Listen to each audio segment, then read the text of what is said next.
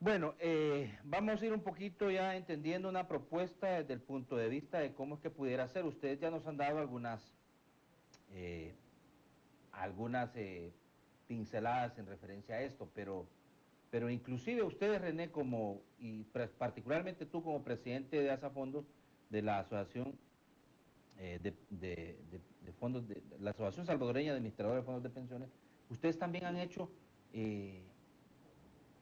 algunas propuestas en Propuesta. referencia a esto, Sí, de claro. cómo debe de ser y cómo debe de ser este abordaje. Ustedes dicen que lo primordial debe de ser garantizar que el fondo de pensiones, que los trabajadores, garantizar a los trabajadores que el fondo, que va a estar su dinero ahí, ¿verdad? Eso es lo primordial que ustedes han dicho, ¿verdad? Sí, ese es el punto de partida. Y de ahí Y afrontar, mejorarse gradualmente, ¿verdad? afrontar los retos que Sí. ya fueron planteados al inicio del programa, así muy rápidamente. Nosotros consideramos que se deben tomar medidas. El sistema de pensiones basado en el ahorro individual, por diseño, es sostenible en el tiempo. Es decir, porque tú tenés tu dinero y con ese dinero se va a pagar tu pensión. Ese reto, lógicamente, eh, se ve un problema solventado siempre y cuando ese dinero esté ahí disponible y que pueda ser invertido en opciones que sean seguras y que generen una adecuada rentabilidad. El segundo gran reto, y en eso es donde más énfasis hemos hecho nosotros, es en el tema de la suficiencia. Con suficiencia lo que quiero decir es que el dinero que tú vayas a recibir en concepto de pensión te alcance para cubrir tus gastos de vida fundamentales. Ahí hay un reto, hoy por hoy, desde nuestra perspectiva, por la distorsión que genera el hecho de que tu dinero se esté invirtiendo a una tasa de interés tan baja por mandato de ley, y por otro, porque como ya mencionaba también María Elena, hay un efecto de concentración que se debe mucho a la inversión obligatoria, pero también a que en nuestro país hay muy pocas opciones de inversión disponibles para los fondos de pensiones. El tercer gran reto, el que nosotros abordamos es, mire, no nos podemos concentrar en mejorar las pensiones de uno de cada cuatro, olvidándonos de los otros tres, ¿verdad? Veamos qué acciones, sabiendo que es extremadamente difícil ese reto, Ujú. qué acciones podemos tomar para procurar que esos que hoy por hoy están afiliados pero que no cotizan, ya sea por sus condiciones laborales, por evasión, porque no les interesa, porque no están informados, por las razones que sean, ¿cómo hacemos para incorporar a los beneficios de un sistema de pensiones a la mayor parte de la población, a los que están activos, y cómo afrontamos el reto de los adultos mayores actuales, en los cuales solo uno de cada 6 goza de pensión, que es un reto descomunal considerando la fragilidad de nuestras finanzas públicas. Y para concluir o para cerrar el círculo, no podemos vivir de espaldas a la realidad. El sistema de pensiones, aun cuando se cumplieran esas condiciones que estoy planteando o se tomaran esas propuestas, siempre va a existir el problema del pago de las pensiones del ICE y el INPEP, y hay que encontrarle un mecanismo de solución adecuado. Desde nuestra perspectiva,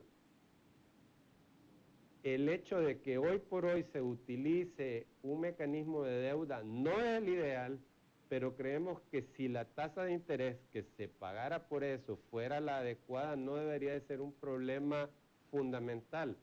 Lo que sí nos parece a nosotros es que deberíamos de hacer como país un ejercicio de ir viendo cómo en el tiempo podemos ir sustituyendo el pago de la deuda del ICE y el INPEP con deuda, primero con una mezcla de un poco de recursos propios y deuda, y poco a poco ir aumentando el pago de esas pensiones con recursos propios del Estado y no con deuda, porque independientemente de las condiciones de la deuda, no es sano para el país Sí. pagar un gasto corriente de forma indefinida con endeudamiento. Se llame pensiones, o se Sí. llame como se Sí, llame el gasto. Es una trampa. Es una trampa porque Sí, cuando tú te endeudas, lógicamente vas a tener que ir gastando cada vez más en intereses y vas a tener que repagar la deuda. Entonces, no tomemos medidas con visión únicamente de solventar y no digo solventar, la palabra le queda grande, no, de aliviar un problema de corto plazo del gobierno a cambio de dejar un problema mayor a futuro. Eso yo creo que no se vale con las generaciones más jóvenes. Sí, definitivo. María Elena, me llama poderosamente la atención porque sí hay motivos para preocuparse, porque estos son datos de Asafondo, por supuesto, pero eh, resumiendo un poco la propuesta de la que habla René, eh, tiene que basarse en objetivos de seguridad social primordialmente, porque el 58% de los fondos de pensiones están siendo invertidos en deuda del gobierno, es decir, una cantidad bastante importante, ¿verdad? Sí. Quizás más a esta altura, René. No, es 80%. 80 en total, 58 obligatorio. Disculpe. No, no hay problema. No hay No, problema. no, está bien, no hay problema. 58% Ajá. en un solo tipo de títulos, Ajá, que son ajá. los certificados de Ajá. inversión previsional, que de acuerdo a estimaciones que hemos hecho en Fundaungo, estos han ocasionado, esta inversión obligatoria ha ocasionado un costo de oportunidad, es decir, se ha dejado de ganar a diciembre de 2014, es nuestra estimación, cerca de 957 millones de dólares. Hay otras estimaciones que sobrepasan los 1.000 millones de dólares de lo que se ha dejado de ganar, es decir, lo que no ha ingresado a las cuentas individuales de ahorro para pensiones por el hecho de estar invertidos obligatoriamente en ese tipo de títulos, lo cual obviamente está condicionando el monto de las pensiones futuras que van a recibir los trabajadores. Definitivamente es importante retomar los elementos principales, ¿verdad?, que debería de tener una reforma integral y la cobertura, abordar que no solo desde el sistema de pensiones puede darse solución a ese reto, sino que también reside en la conformación del mercado laboral. Tenemos un mercado laboral donde más del 50% de la población se encuentra precisamente en el sector informal, sin la capacidad de aportar, ¿verdad? O sin contar con un empleador que le permita dar esa aportación. Y fíjense que muchos han advertido que al ir a la búsqueda de este sector grande, en donde hay que decirlo de esta manera, se mueven grandes cantidades de plata, porque hay que decirlo. Hay gente ahí que no tiene categoría de micro ni siquiera de mediano. Son grandes empresarios que están allá en la informalidad. Por las razones que sean, porque a mí nadie me garantiza, que me saco yo con formalizarme y toda la cosa. Pero el punto es el siguiente, hay quienes consideran que de ese universo tan grande, el gobierno puede ir a la búsqueda, seducirlos, pues buscar que salgan de la informalidad. El gobierno puede resolver muchísimos de los problemas que tiene, fiscales, y en el tema de pensiones igual, porque imagínate, tú llevas toda esa gente a cotizar.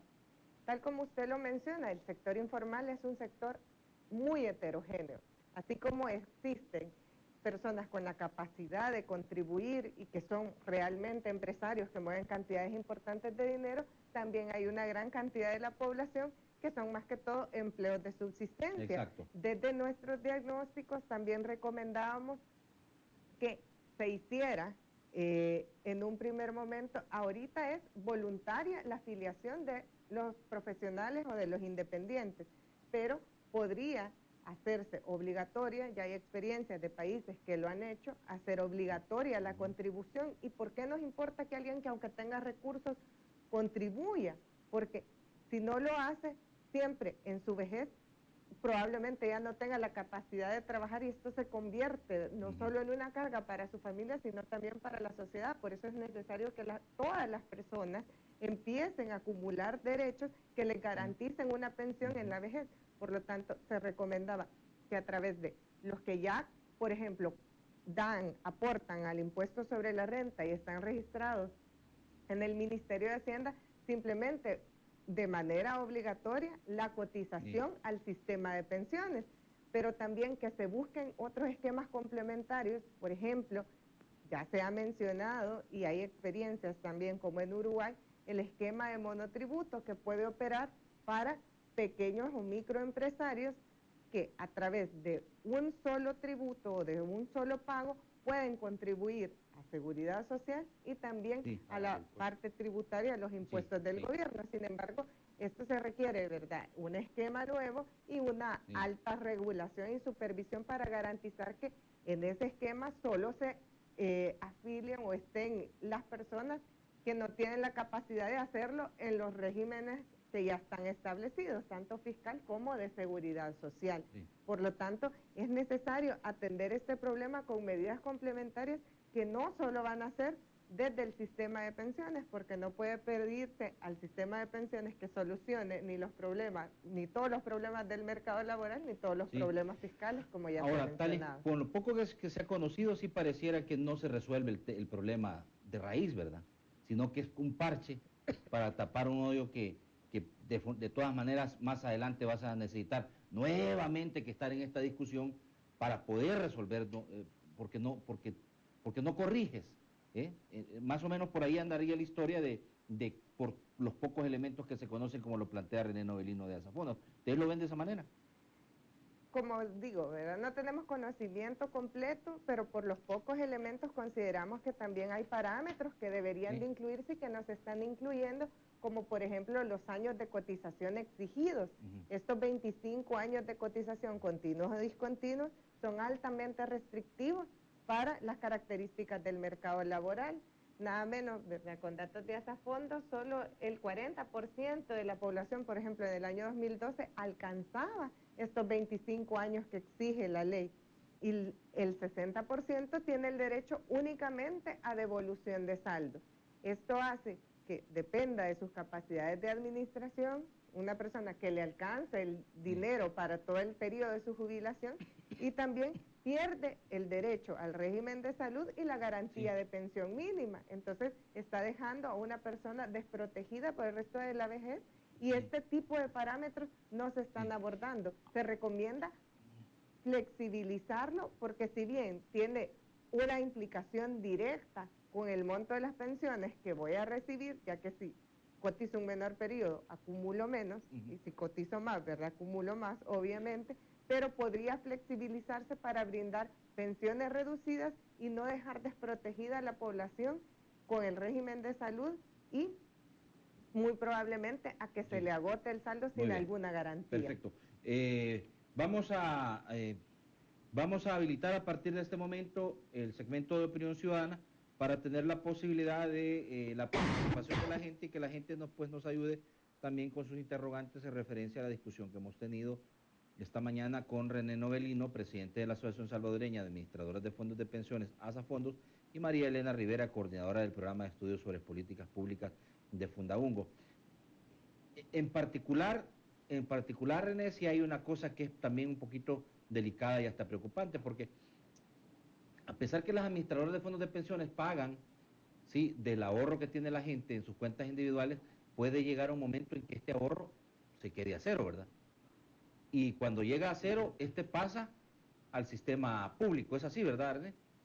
A ver, la ley plantea que, en efecto, la persona se le financia su pensión con el saldo de su cuenta, y existe la posibilidad de que si una persona, ese dinero, hay una fórmula de cálculo en la ley que lo que busca es que ese dinero te alcance a cubrir tu expectativa de vida. Para las personas que sobrepasen esa expectativa, existe la posibilidad de que se agote el saldo y que el Estado, en cumplimiento del artículo 50 de la Constitución, empiece a aportarte para el pago de una pensión mínima. Ahora bien, ese tema se ha venido discutiendo últimamente con bastante frecuencia, y el Estado plantea de que si la persona ha ahorrado por su cuenta, el Estado no debería de tener obligación de pagarle esa garantía. Yo creo que esa es una esfera de discusión que habría que tener si uno como ciudadano, al haber cotizado en un esquema de ahorro individual, debería o no debería perder el derecho a que el Estado le ofrezca una garantía que está consagrada en la Constitución. Pero más allá de eso, existen mecanismos que estamos nosotros incluyendo en nuestra propuesta que evitan precisamente ese problema. Por ejemplo, que en lugar de que tú recibas tu pensión como un retiro de tu cuenta de ahorro mes a mes y que exista la posibilidad de que se te agote el dinero, que con ese mismo dinero que tú has acumulado se compre una renta vitalicia, que es una póliza de seguros que te garantiza que mientras vivas vas a recibir un determinado monto de pensión y que cuando tú fallezcas, los beneficiarios con derecho lo van a seguir recibiendo. Es decir, ese tema del agotamiento del saldo, la misma ley ya contempla mecanismos como para solventar ese riesgo. Y existen otros mecanismos que son de más reciente surgimiento, que consisten, por ejemplo, en asegurar que no sea el Estado, sino que sea el mismo fondo de pensiones con recursos que se acumulen durante la vida laboral activa de las personas, que pudiera cubrir las pensiones de aquellas personas a las que se les agote el saldo. Sí. Bueno, ahora pasemos al tema que yo creo que también es de bastante preocupación, el hecho de que no se haya cumplido hasta este momento, a un año ya casi, la resolución de la Sala de lo Constitucional en el tema de el pago que se debe de hacer de parte del gobierno por, y de reajustar la tasa de interés que se le paga. ¿Cómo lo están viendo desde Fundabongos? Sí, bueno, consideramos que es necesario que se determine, ¿verdad?, una tasa de interés que no perjudique a los trabajadores. Nuestra propuesta ha sido que se haga de una forma gradual, que no sea un incremento abrupto, ya que reconociendo la situación fiscal delicada que tiene el gobierno, consideramos que una subida de la tasa, ¿verdad?, de la noche a la mañana puede perjudicar aún más las finanzas públicas y poner también en riesgo, ¿verdad?, la posibilidad de pago de esta tasa. Por lo tanto, consideramos que sí debe de ajustarse, pero debe de hacerse de una manera gradual. Por ejemplo, subir un 1% anual hasta que llegue a una tasa competitiva que se determine que sea similar, ¿verdad?, a las tasas de mercado que en la que están invertidos otros instrumentos. 900 millones de dólares es más o menos la cantidad que han dejado de percibir, René, por el no pago. Solo déjenme que teníamos una dificultad técnica, pero ya tenemos llamados. Buenos días, adelante con su comentario. Buenos días, bendiciones para ustedes y los invitados. Adelante. Sí, mi comentario era de que, ¿cómo se llama? Que porque no hace una carta, una correspondencia de ley para la Asamblea Legislativa en el fin de que uno pueda pasarse, así como nos dijeron a nosotros, libremente de las AFP al régimen antiguo, sin que uno decida, pues, si puede o no se puede. Ajá, o sea, su interrogante va en el sentido de que no los obliguen a irse, sino que exista la posibilidad de decidir si te quedas en el sistema privado o te vas a lo que quiere el gobierno, que es el sistema público, ¿verdad? Perfectamente, yo fuera el primero de pasarme de la AFP para el sistema público. Ya le digo a que... ¿Por qué? ¿Por qué te pasarías? Digo que nosotros nos dijeron, no nos pasamos voluntariamente, supuestamente, a AFP, que nuestro dinero iba a incrementar como una cuenta de ahorro, así como está diciendo la señora, sí, o la señorita, disculpe. Sí. Entonces, y que ese incremento nosotros en la cuenta iba a ser una cuenta de ahorro, iba a crecer y crecer y crecer. Pero ¿qué pasa uno cotizar? A uno le descuentan por tener el dinero ahí ahorrado. Ese es buen punto. Es buen punto, pero también acordémonos que lo que están estableciendo nuestros invitados esta mañana es que hay restricciones para poder capitalizar de mejor manera el ahorro que tienen cada una de las cuentas individuales. Pero yo creo que a buena hora, René, para que pudieras explicar cuál es el porcentaje que gana la administradora de fondos de pensiones por, ¿sí?, por administrar esa cuenta, porque ahí hay como un poquito de desinformación en el sentido de que quizás que ustedes se están quedando con la mayor parte del pastel, ¿verdad? ¿Cómo está distribuido esto, René? Sí, yo creo que es una buena oportunidad para aclararlo. La ley establece el monto de las comisiones que pueden cobrar las administradoras de fondos de pensiones. Desde el año 2012 hubo una modificación en la que se bajó esto aproximadamente un 30%. Ahorita es 2.2% del salario de la persona, es la comisión que devenga la AFP y el pago de un seguro colectivo de invalidez y sobrevivencia que se distribuye hoy por hoy 1.1 del salario del trabajador, que lo paga el empleador, no lo paga el trabajador. Ese 1.1 de su salario es para el pago de la administración de su cuenta de ahorros y el otro 1.1% es para el pago de una póliza colectiva de un seguro de invalidez y sobrevivencia. Últimamente se han mencionado cifras, por ejemplo, yo no sé de dónde salen, pero se hablan de miles de millones de dólares de ganancia de las AFP. Más recientemente en un medio digital salió publicado de que durante los 17 años de operación del sistema, las utilidades de las AFP han sido alrededor de 250 millones de dólares. Creo que ese dato es correcto, de forma acumulada. De igual forma, de forma acumulada, y solo como para ponerle en perspectiva, la rentabilidad que han ganado los ahorros de los trabajadores durante esos años, aún con el fideicomiso, han sido 2.600 millones de dólares. Y el dato de 900 millones y pico que mencionaba María Elena, el dato que nosotros tenemos un poquito más alto, sí. Porque cada día que pasa son casi $500,000 más que se dejan de percibir. Buenos días, señora. Disculpe que le hicimos esperar, pero no podía interrumpir a René Novelino. Adelante, por favor.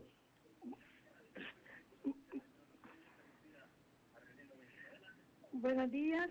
Fíjense que yo quisiera señalar que el sistema de pensiones, y voy a contradecir un poquito lo que dice el señor Novelino, porque el sistema de pensiones para mí está en crisis ya.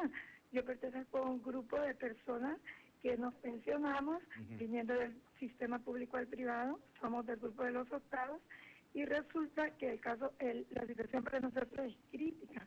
Desde el 2006 venimos viendo cómo nuestros fondos de pensión van para abajo y para abajo. Nosotros ya no cotizamos y por lo tanto dependemos de la rentabilidad para que nuestra cuenta individual se prolongue a lo largo de lo que puede ser lo que vamos a vivir, nuestra esperanza de vida. Exacto. Pero resulta que el gobierno, al tomar nuestros ahorros a tasas de interés tan bajas, ha hecho que nuestro fondo se venga para abajo. Ya no cotizamos, no tenemos aportes de otro tipo. Entonces la rentabilidad era nuestra esperanza de que la pensión nos durara. Pero mire, yo quiero llamar la atención a los señores que están ahí y a todos los analistas, entre comillas, que llegan a la televisión. Aquí la Corte Suprema de Justicia parece que está sorda y muda, ¿verdad? Yo hago un llamado a la Corte Suprema de Justicia que resuelva, ella ya se pronunció por una tasa. ¿Y qué es lo que pasa? Hace un año que emitió esa resolución y está callada. Y los diputados no quieren modificar. Y yo me voy a sumar, señora. Yo me voy a sumar. Pero fíjese que eso debería de ser cotizantes y pensionados, porque nosotros ya estamos en una situación crítica, pero todos los que están cotizando actualmente están, aunque coticen, su fondo va para abajo y van a tener pensiones mínimas. Yo le quería decir. Debe resolver. Y es más, la Corte acaba de emitir una resolución que yo no sé, perdón la palabra, dónde vive esa Corte. Fíjense que dice que nosotros le pusimos una demanda y nos resuelve, dice que no hay daño. Desde el 2006 nos están dañando. Y la Corte dice que no hay daño porque ella ya resolvió sobre que la tasa debe ser cambiada. No le importa que sigamos siendo dañados. Vamos a quedar sin pensión en un plazo. Mire, hay gente que ya a los 4 años se va a quedar sin pensión. A los 10... Estamos ya en una situación crítica. ¿Cómo no, señora? Gracias. Perdone, yo me quiero sumar también a las inquietudes que ustedes tienen. ¿Saben por qué? Porque me llama poderosamente la atención que en algunos casos la Corte Suprema, la Sala en particular, que es bien incisiva, reclama que se cumpla, y aquí pues se quedaron callados. Ya pasó un año y no han pedido a la Asamblea Legislativa que legisle, que reforme, para que usted, lo que usted dice tiene razón. Usted se va a quedar porque en parte vive de la capitalización, René. La señora tiene razón. Por donde Sí. lo querramos ver, la señora tiene muchísima Sí, razón. sí. Yo lo que sí quiero decir es que no es culpa de las administradoras de fondos de pensiones. Eso está claro. René. Sí, yo quiero señalar y totalmente de acuerdo, y nosotros instamos, y aquí ya se había dicho, yo creo que hay que decirlo con toda claridad, es necesario que a la mayor brevedad posible se acate la sentencia de la Corte, y el hecho de que yo haya planteado que el sistema no está en crisis, lo decía en el sistema de que se plantea de que ha colapsado el sistema, no a que no hayan retos o problemas como el que la televidente Vamos al teléfono, señala. René, nuevamente, y vamos a ir haciendo conclusiones en referencia a este último punto, que creo que es el más importante. Y quiero que tú también nos ayudes un poquito a entender. Fíjate, se hacen comparaciones que el sistema de administradora de fondos de pensiones de El Salvador tiene como base el chileno, ¿verdad? Así es. Sí, pero que en el chileno se hicieron correcciones y reformas en el camino que aseguró que no iban a caer en algunos problemas como lo que está teniendo El Salvador, que fue lo que aquí aparentemente no se hizo. Ayúdanos a entender eso, porque hay gente que continúa creyendo que el haber hecho administradoras de fondos de pensiones fue un error en el pasado. Buenos días, adelante caballero con su comentario. Sí, muy buenos días, Josué. Adelante. Gracias. Sí, fíjate que lo que quiero señalar sobre la entrevista de este día y de tus invitados es que estrictamente, desde que se creó este sistema privado de pensiones, ya se hizo adrede, deliberadamente, malo. ¿De qué forma? Sí. Que la ley que se emitió limitaba estrictamente el rango de inversión de las cotizaciones de los pensionados o de los futuros pensionados o cotizantes en este caso. Y asimismo, lo que es un punto que nunca se menciona y que lo quiero señalar bien claramente, sí, claro. Josué, y que lo discuta, claro. es el hecho de que el monto o el margen de los cobros de la cotización, de manejo de cuentas y todo eso que hacen las administradores de pensión, ellos sí se aseguran una buena tajada del descuento que se le hace en ese concepto al cotizante, y la pensión bien reducida al mínimo, y más aún así, con una limitante tan grave como ha tenido, que es la que nos tiene en la crisis actual, con ese margen de inversión tan mínimo y un interés o rentabilidad tan pírrica. Por favor. Tiene ciertas distorsiones el sistema, eso hay que decirlo claramente y no hay duda.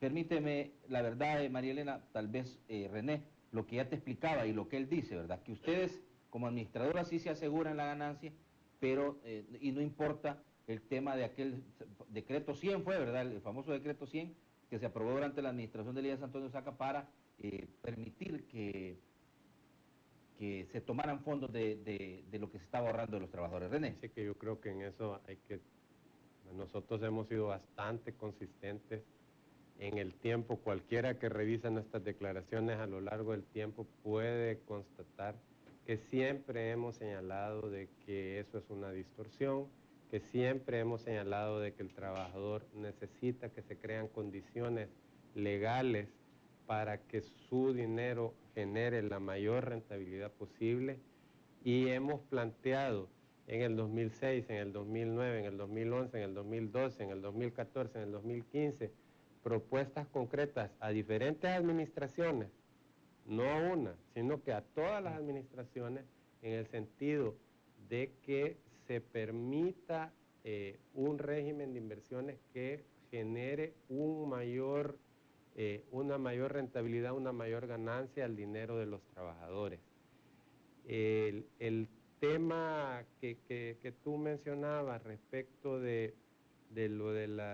las comisiones por administración, en un evento público me lo preguntaban y lo vuelvo a decir ahorita en cámara. En un proceso de reforma veamos todos los temas, todos, incluyéndolo, no por qué vamos a excluirlos, pero sí pongamos cada cosa en su verdadera dimensión y no sobreestime el efecto que un cambio en una comisión pueda tener en la solución de un problema que pasa sobre todo porque el dinero del trabajador pueda generársele una mejor rentabilidad. Definitivamente. María Elena, Sí. digo, es complicado el asunto porque como ya vemos tiene muchas aristas y todas, como René dice, deben de ser abordadas en el contexto y con la seriedad del caso, ¿verdad? Sí. Y inclusive el tema de cuánto es lo que gana la administradora de pensiones por administrarle la cuenta a cada uno de los cotizantes. No, como menciona, es un retos multidimensionales que enfrenta el sistema de pensiones y deben de abordarse como mínimo la sostenibilidad financiera del sistema de pensiones que se vincula directamente con la parte fiscal, la cobertura de la población económicamente activa y de los adultos mayores, la suficiencia de las pensiones y la equidad del sistema que ha sido afectada no solo por las características del sistema, sino también por reformas posteriores. Vaya, fíjate, le pongo un ejemplo. Adelante, caballero, ya no lo voy a esperar con su comentario. Sí, licenciado, quería preguntarle a sus invitados. Aló, sí, está al aire. Aló, sí, quería preguntarle a sus invitados que yo tengo un problemita grande. Ajá. Yo me pasé del sistema de pensiones del gobierno, me pasé al privado. Ajá. Vaya, pero yo coticé 24 años. Prácticamente, según la ley, yo no tengo acceso a pensionarme, pues a jubilarme, ¿va? Entonces la pregunta es de que si yo prácticamente podía retirar mis ahorros. Sus ahorritos, cómo no, perfecto. Ahorita le va a responder René Novelino, pero Sí. Antes, María Elena, fíjate, la promesa del primer gobierno de izquierda, del presidente Mauricio Funes particularmente, vamos a abordar este tema con la seriedad del caso, lo vamos a afrontar, vamos a hacer la reforma. ¿Cuál reforma? Lo que terminó haciendo el presidente fue modificar un decreto para que le permitieran poder tener más margen y agarrar más dinero de los trabajadores. O sea, no se resolvió el problema. Se acentúa la dificultad y ahora a nueva cuenta volvemos y está en la expectativa de lo que puede ocurrir. Ajá. Sí, definitivamente no se han tomado, todas las medidas o reformas que se han tomado han tenido más que todo un enfoque fiscal y no un enfoque de seguridad social que mejoren las condiciones para los trabajadores. Por eso es necesario esta reforma integral donde se aborden todos los temas que ya hemos mencionado. Y hay que decirlo de esta manera, María y René, a mí me llama poderosamente la atención la pasividad de la sala. Un año y que es sobre un tema específico, y que ¿verdad? Sobre un tema específico. No es toda la y que es de urgencia, hombre. Sí. O sea, debería de preocuparse la sala porque es un problema que afecta a los ahorritos de los trabajadores. ¿Sí? Es tu pensión. Sí. Y ahí, miren, nadie dice nada. O sea, ¿no les parece a ustedes que esto es urgente legislarlo pronto? Tal vez como tú lo planteas, como desde Fundaungo, ustedes lo plantean. Vaya, que no sea el garrotazo de una sola vez, pues vaya. Que vaya paulatino esto, que vayan pagando un porcentaje cada año, hasta llegar a una capitalización sobre la rentabilidad que debe tener y el pago que debe hacer el Estado al dinero que agarra, ¿verdad? Sí, definitivamente consideramos que es algo que debe decidirse porque si no sigue afectando a la mayoría de los trabajadores. Bueno, cuando se quiere tocar el tema de parte de algunas fracciones en la asamblea le cierran el micrófono y se arma el gran pleito, o sea, en el sentido que eso no se quiere tocar todavía. René, a ver, pues la interrogante que hacía el caballero antes de ir a las redes sociales. Ok, sí, puntualmente, si tiene 24 años de cotización y ya tiene el 60 años o más, tiene el derecho de pedir a la AFP que le devuelva íntegramente su dinero. Si prefiere obtener una pensión, ahí sí tendría que cotizar un año más para cumplir el requisito mínimo de 25 años de cotización y garantizarse el pago de una pensión 24 años cotizados, cualquier ciudadano puede pedir que se le entreguen su fondo. Siempre y cuando tenga 60 años los hombres y 55 años las mujeres. O sea, ¿cumplís la edad? Cumplir la edad y no tener 25 años o más de cotización, tenés el derecho a que la AFP te entregue en un solo monto, si tú querés, el saldo completo de tu cuenta. Eso sí es una maravilla, Sí. Digo yo, porque hay gente que pues aunque se lo gaste, prefiere que le den todo su dinerito, aunque también es una trampa, porque te lo gastas y es al mejor. cabo de 6 meses, un año no tiene nada y las necesidades de vida van a continuar permanentemente. Hay pro y contra, ¿verdad? Sí, todo en la vida tiene pro y contra. Que son los que hay que ir viendo. Bueno, vamos a ir a el informante X, hay un par de comentarios también ahí que creo yo que es necesario que lo... Había de Oscar Padilla un par, leámoslos, aunque hay dureza de parte digo, está en el marco del respeto pienso que así es y es necesario que lo abordemos de este tema. No tenemos por qué coartar cuando reúne los criterios el Twitter de Oscar Padilla. Yo creo que sí. Pongámoslo, por favor, para que René le pueda dar respuesta a lo que se plantea. Oscar Padilla dice, Natán, basta con solo poner fracaso de AFP chileno y descubre la falsedad de sus invitados. Digo, la falsedad en las declaraciones, pues no es que, vea. Y dice, Oscar dice, pongamos, el otro era de, basta con poner Google y fracaso de AFP y te sale que son un fracaso en el mundo, dice. ¿Verdad? Carmen Burgos, vamos con Carmen, dice, ¿cuándo comenzaron los problemas con las pensiones? ¿En los gobiernos de Arena o en estos del FMLN? Le preguntan. De Edgar Pinto, ¿qué piensan del famoso decreto 100 que se autorizó el expresidente Saca? ¿Deben derogarse? Y Miguel dice el último, no, Rafael Gallardo, perdón, aunque hubiera crisis en el sistema, la solución no es el Estado, que el Estado tome esos fondos, esto agravaría el problema. Y Alonso Rosales dice, me salté alguno, productora, ¿no? ¿Me salté alguno antes? No, ok. Deben sumar más interés a nuestro dinero para préstamos muy baratos, dice. Y Rafael Gallardo dice, no es posible que tenga deuda sobre deuda y en definitiva todo se lo debe al pueblo. Ana María Merlos dice, debería explicar claramente cuál es el sistema de préstamos que hacen al gobierno y por qué la tasa de interés. ¿Y hay otro? Tenía uno aquí de Miguel. Miguel dice, a estos gobiernos glotones y corruptos se les debe de prohibir por ley, dice. René. Hay uno por ahí un poquito duro, yo te lo puse porque creo que es necesario que le demos respuesta. Yo no lo considero duro, o sea, todo el mundo tiene derecho a su opinión. Yo particularmente, si uno pone en Google fracaso AFP y también puede buscar éxito AFP y va a encontrar páginas que le plantean una cosa y que le plantean otra. Atendiendo a hechos objetivos, un gobierno de izquierda en Chile en el 2008 inicia un proceso de reforma con una comisión de amplia participación de todos los sectores y deciden reforzar el sistema de capitalización agregándole elementos de solidaridad, como bien menciona María Elena. No revirtió el sistema.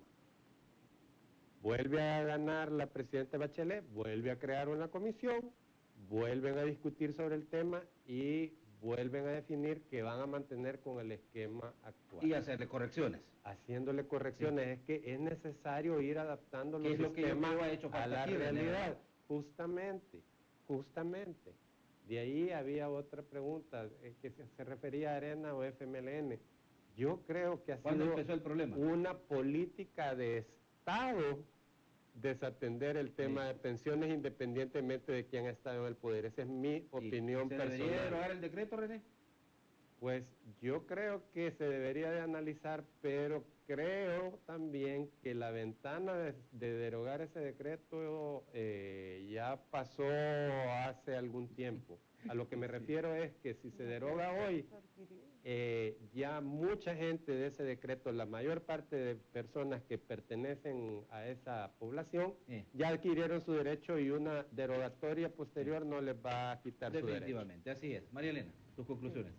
Bueno, a lo que mencionaba y que también se había abordado antes, pero no habíamos dado respuesta, sí se advirtió antes de la reforma que las características del mercado laboral salvadoreño eran muy diferentes a las de Chile y hay también y las finanzas públicas, y que resulta que en Chile se generaron superávit fiscales para pagar esa deuda de pensiones y esos compromisos de las pensiones del sistema público público. Eso pasó por ahorro, eso pasó por una serie que aquí no se quieren hacer aquí. Pues. Y que aquí nunca se ha tenido esa capacidad de generar esos ahorros fiscales para poder hacer el pago de pensiones. Por lo tanto, se ha tenido que emitir deuda y se ha agravado aún más la situación. María Elena Rivera es la coordinadora del programa de estudios sobre políticas públicas. Me ha encantado tener esta mañana aquí con nosotros. Muchísimas gracias por la invitación. Y espero que no sea ni la primera ni la última. Gracias. Y también, pues, ingeniero René Novelino, presidente de la Asociación Salvadoreña de Administradores de Fondos de Pensiones de Azafón. René, muchísimas gracias. Un gran gusto, sí. Muchísimas gracias por invitarme. Yo creo que necesitamos una segunda parte de esta entrevista. Ustedes ven que la gente está interesadísima mucho en esta situación. Esperamos haber llenado las expectativas. Mañana vamos a cerrar la semana con otro tema que para mí, desde mi punto de vista, es importante abordarlo y con las personas que conocen porque viven en carne propia el sistema. Las dificultades que tienen los policías para poder trabajar las denuncias que se hacen sobre que no tienen el mejor salario, pero además las condiciones que pasan en sus delegaciones. Eso es importante. Tenemos mañana a los representantes de Carlos Valencia, del Sindicato de la Academia Nacional de Seguridad Pública, y Marvin Reyes, representante del Movimiento por los Derechos de los Policías. Con ellos dos. Estamos tratando de invitar a la gente de los centros penales, que es otra de las aristas. Así que yo le invito mañana a que cerremos la semana con este tema muy interesante y sensible, dado que dicen ellos de que con el dinero que va a salir del 5% de la contribución, se van a comenzar ya a darle modificaciones y todo esto. Esto es importante que lo discutamos y lo abordemos con la seriedad del caso. No hay tiempo para más, siempre como todas las mañanas le digo, por favor piense, analice, tome las mejores decisiones, que para eso la entrevista Hablemos Claro. Buenos días para todos.